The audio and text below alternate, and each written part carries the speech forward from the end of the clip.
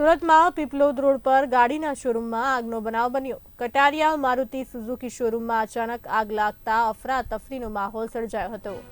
આગ લાગતા શોરૂમમાં મૂકેલ કેટલીક ગાડીઓ બળીને ખાખ થઈ ગઈ છે। આગ 3 માળ સુધી પ્રસરી ગઈ હતી। પાણીનો મારો ચલાવી આગને કાબૂમાં લીધી હતી। આગ લાગવાનું કારણ હજી અકબંધ રહ્યું છે। સુરતથી સમાચાર પ્રાપ્ત થઈ રહ્યા છે। સુરતમાં પીપલોદ રોડ પર ગાડીના શોરૂમમાં આગનો બનાવ બન્યો। કટારિયા મારુતિ સુઝુકી શોરૂમમાં અચાનક આગ લાગી ગઈ હતી। આગ લાગતા અફરાતફરીનો માહોલ સર્જાયો હતો।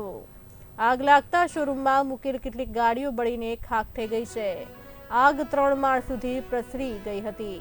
પાણીનો મારો ચલાવીને આગને કાબૂમાં લીધી હતી। આગ લાગવાનું કારણ હજી અકબંધ રહ્યું છે। વેસુ પીપલોદ રોડ છે એના પર કટારિયાનો શોરૂમ છે।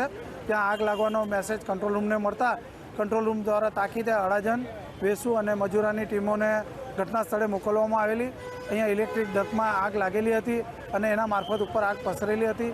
તાકીદે ફાયરની ટીમોએ આગ બુઝાવવાની કાર્યવાહી શરૂ કરેલી અને ઉપર તમામ માળો ચેક કરીને આગને કંટ્રોલમાં લીધી છે। અને સાંજનો સમય હોય બધા કોઈ પણ સ્ટાફ અહીંયા હાજર નહોતો એટલે અત્યાર સુધી કોઈ પણ જાનહાનિની સંખ્યા મળેલ નથી। આગ 3જા માળ સુધી હતી અને અત્યારે અમારી ટીમો અંદર ઓલરેડી કામગીરી કરી જ રહી છે।